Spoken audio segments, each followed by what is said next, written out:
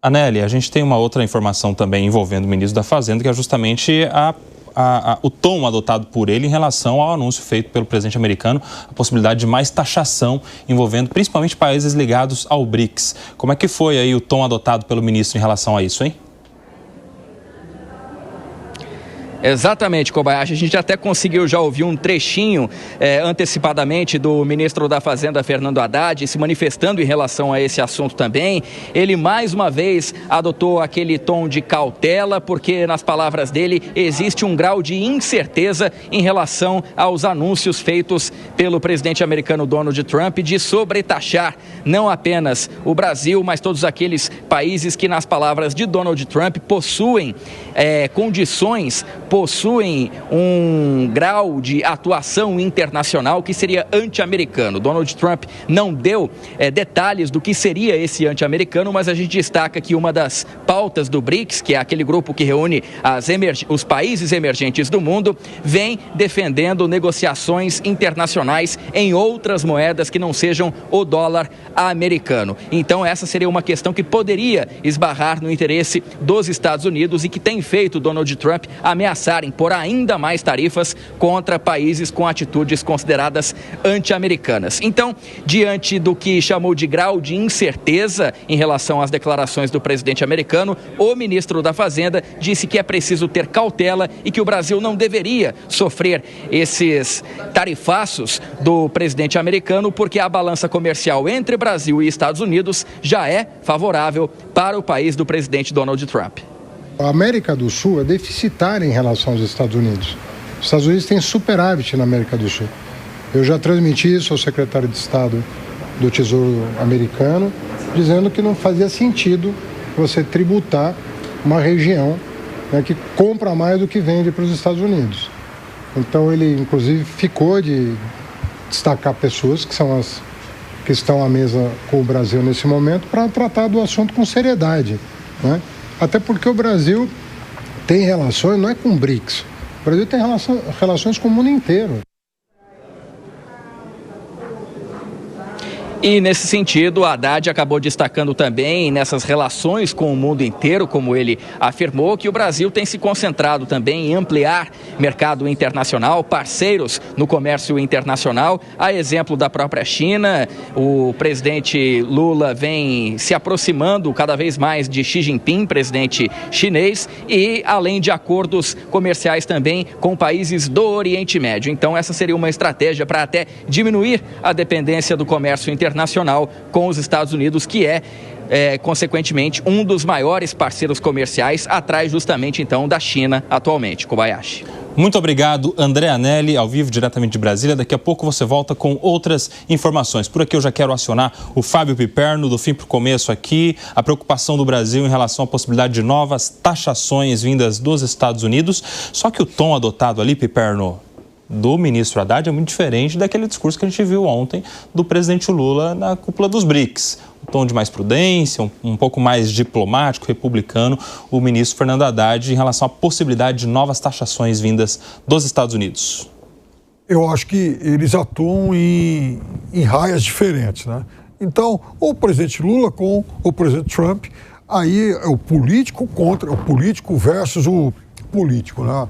E os dois querendo ver quem é que ruge mais alto que o outro. No caso do ministro Fernando Haddad e as negociações que são realizadas com os seus homólogos americanos, aí sim a gente está falando das equipes profissionais que atuam para, digamos, reduzir aí esse contencioso. Por quê? Porque, na verdade, o ministro tem razão quando ele diz o seguinte: os Estados Unidos são superavitários com o Brasil e, aliás, com a América do Sul. É um fato. Então, como é que você vai taxar ainda mais parceiros com quem você já é superavitário? Da mesma forma, o presidente Lula também acaba fazendo um pouco, não levando lá muito a sério essas, digamos, esses ataques aos BRICS. Por quê? Porque, na verdade, primeiro, ninguém mais tem medo do outro lado. Segundo, e a gente fala de países grandes, China, Índia, Brasil. Segundo, Na verdade, o presidente Trump, quando ele faz essa sinalização, quando ele menciona de uma forma mais agressiva esse bloco, Kobayashi, ele está, na verdade, expondo um outro tipo de preocupação. Não é com relação às trocas comerciais que são realizadas agora, mas principalmente com objetivos e planos estratégicos. Exemplo, hoje está em todos os grandes portais a história da ferrovia ligando a Bahia até o porto peruano de Xangai, que acabou de ser construído pela China e que criaria um corredor estratégico de logística que certamente baratearia muito as trocas comerciais entre Brasil e China. Perfeito. Já conosco agora, time completo aqui, Alan Gani, Zé Maria Trindade, bem-vindos aqui ao nosso debate. Zé Maria, eu vou com você. Primeiro, boa tarde. Eu quero saber a sua avaliação desta relação agora entre Brasil e Estados Unidos, que se intensifica, se tensiona um pouco mais a partir dos discursos do presidente e agora o ministro Fernando Haddad tentando contornar ali uma relação bilateral para evitar novas taxações. Explica pra gente, Zé, a sua análise sobre isso. São estratégias, né? Muito boa tarde, Kobayashi, boa tarde aos colegas aqui de bancada. A definição correta é de que técnicos conversam com técnicos e presidentes falam sobre os seus países.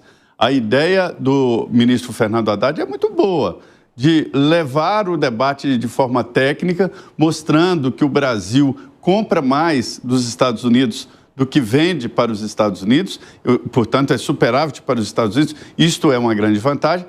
Na verdade, é muito pouca a diferença, mas a diferença é positiva para os Estados Unidos. Se o Donald Trump está preocupado exatamente com a diferença de relação, por exemplo, com a China, quando os Estados Unidos compram muito mais da China do que a China compra dos Estados Unidos, o Brasil seria um parceiro comercial muito importante. Agora, politicamente, há divergências e eu diria, uma tendência de intensificar as divergências. Isso não é sábio.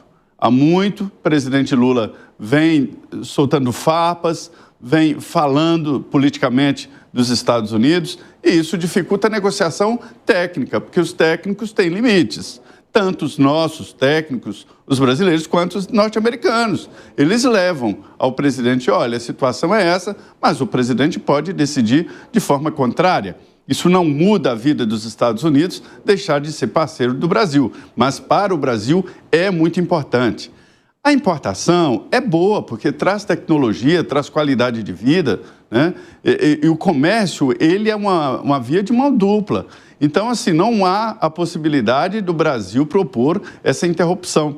Mas, politicamente, o presidente Lula vem se distanciando dos Estados Unidos. E isso leva a uma vantagem muito grande para o nosso vizinho aqui, a Argentina. Milei está fazendo o sentido contrário, está fazendo um apelo aos Estados Unidos para ter a Argentina como parceiro preferencial aqui na região. Já foi e quer voltar. Veja bem, aí existe a cooperação militar, os Estados Unidos podem e devem montar uma base lá, comprar, equipar lá na Argentina uma base militar muito sólida, isso fortaleceria muito a Argentina. Então o Brasil poderia perder assim. E as últimas falas do presidente Lula vêm no sentido contrário do presidente norte-americano. As críticas que ele fez aos BRICS foram exageradas. O BRICS não é exatamente vamos dizer, um adversário dos Estados Unidos. É apenas um bloco que não é um bloco econômico, mas apenas uma união de países que tenta ali melhorar parte a parte, mas ainda não é um adversário dos Estados Unidos. Então, acho que o governo brasileiro deveria pegar mais leve na parte política e levar a parte técnica. Ô Bruno Musa, eu quero a sua opinião também e uma pergunta muito direta. Temos risco aqui de mais taxação para o Brasil?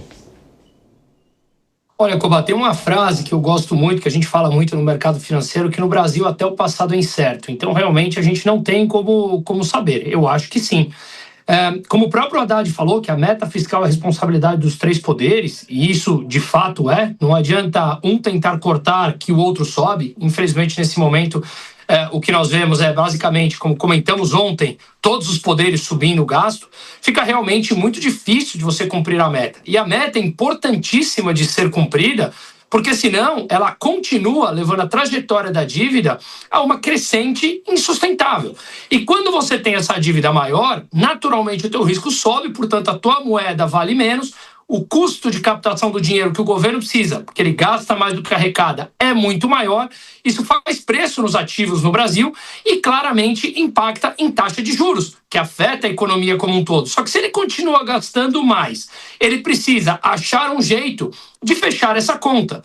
Se ele não corta gasto, basicamente você tem poucos meios para fazer isso, Koba. Um deles é subir impostos, que é o que tem acontecido. Outra, você aumentar a base monetária, aumentar a quantidade de dinheiro em circulação, que também é inflacionário por natureza.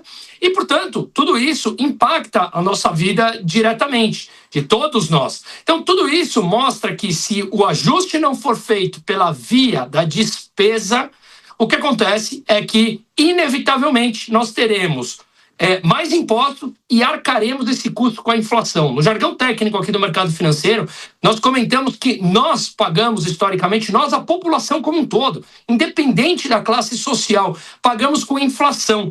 Se você tem uma dívida e em um cenário inflacionário, em termos reais, descontadas a inflação, tua dívida vale menos ao longo do tempo.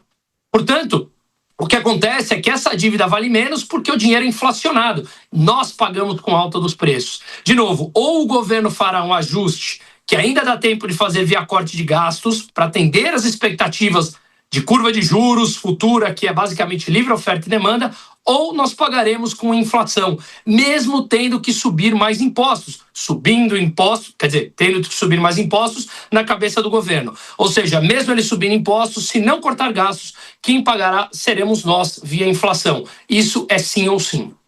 O Alan Gani, o que chamou muito a atenção, a gente estava vendo, é a diferença, né, do tratamento do assunto pelo presidente Lula e pelo ministro Fernando Haddad. Você acredita que o ministro Fernando Haddad tentou amenizar, de alguma maneira, os estragos, entre aspas, causados pelo presidente Lula no discurso no fechamento da cúpula dos BRICS? Sem sombra de dúvidas, boa tarde a vocês, a toda a audiência. Koba, veja, na verdade, o ministro Fernando Haddad tem sido a voz mais razoável, mais sensata dentro do governo.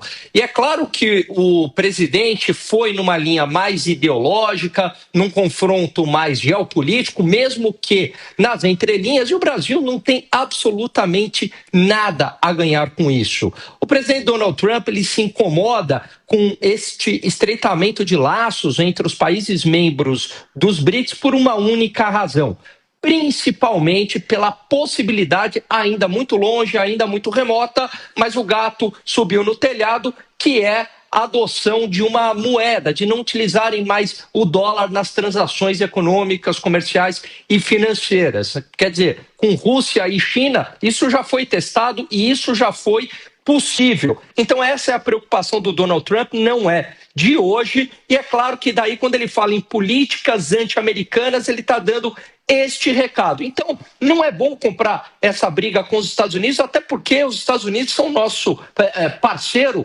político, geopolítico. Nós temos muito mais semelhanças aos Estados Unidos do ponto de vista de democracia, de costumes, de política, do que com a China. E principalmente porque os Estados Unidos também são um grande parceiro comercial e parceiro de investimentos. Portanto, o ministro Fernando Haddad acerta em apagar esse incêndio. Agora, o Zé Maria Trindade, uma outra cutucadinha ali que a gente sentiu foi na relação entre os poderes, né? Ele está falando que é uma responsabilidade de todos, essa questão de cumprir a meta fiscal, a tal da responsabilidade. Enfim, isso tem a ver com essa treta toda envolvendo o IOF também. O ministro aproveitou para passar uma mensagem ali, tanto para o STF, mas principalmente para o Legislativo também?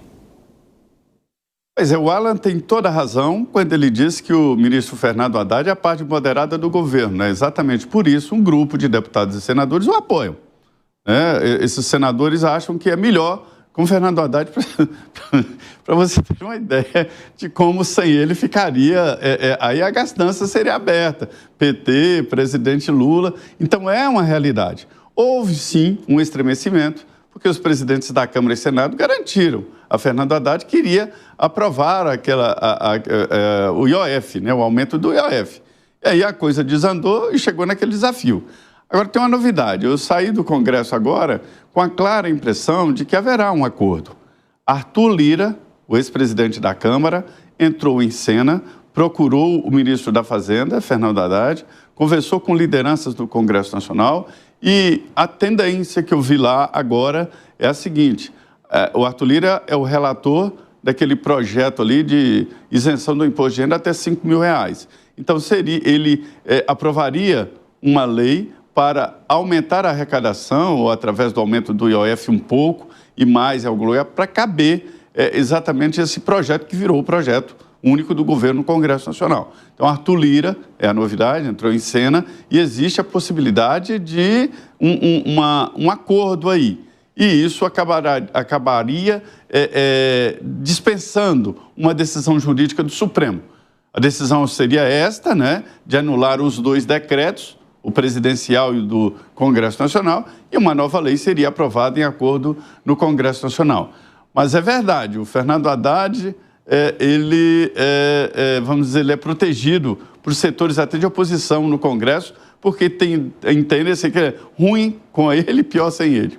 Ô Bruno Musa, você sabe que esse termo utilizado pelo Zé, né, de que o Haddad é da ala moderada do governo, tem aquela frase antiga de que ele seria o mais tucano dos petistas, né? Como é que você vê aí o perfil do ministro da Fazenda e as dificuldades todas que ele encontra ali com as outras alas do Partido dos Trabalhadores, principalmente no governo federal?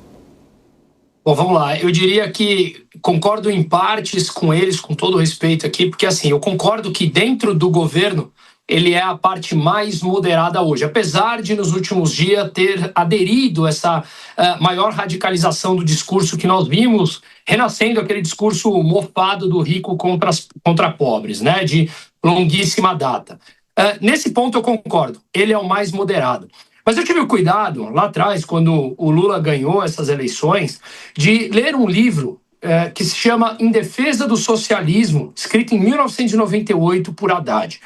Nesse livro, ele se autodeclara ali de caráter marxista, de perfil, viés marxista, e, portanto, aqui eu não estou questionando o espectro político e ideológico. Apesar da discordância, eu acho que é importante conhecermos todos eles. Mas eu não acho que alguém que escreveu naquele livro, se autodefinindo marxista, que ele seria moderado. Não acho. E muitos poderiam dizer, ora, ele pode ter mudado. Então, uma vez que o livro foi escrito em 1998 e nós estamos em 2025, 27 anos de janela e de diferença. Concordo. Se ele tivesse mudado, ele não estaria dentro do governo do PT, que tem esse mesmo viés intervencionista, marxista, ou como queiramos chamar, tá?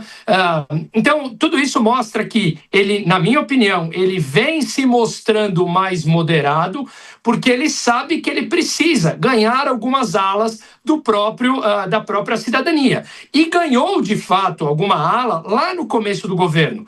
Quando as coisas começaram a desandar via fiscal, percebemos que ele começou a perder aquela sensação de que, digamos, mercado financeiro, empresários apoiavam o discurso do Haddad. E quando o governo veio perdendo essas eleições, nos últimos tempos, agora no Legislativo, e o apoio populacional, eu vejo uma radicalização maior por parte dele. Então, de novo, para mim, ele sim é a ala mais moderada, mas ele faz um papel de mais moderado. Não é efetivamente aquilo que ele acredita. O que acredita, na minha opinião, começa a vir à tona agora, quando eles renasceram com esse antigo discurso do ricos contra pobres, nós contra eles, terceirizando a responsabilidade do que está acontecendo, da grave crise fiscal no Brasil que se avizinha, para terceiros, e não, obviamente, fazendo uma autorresponsabilidade.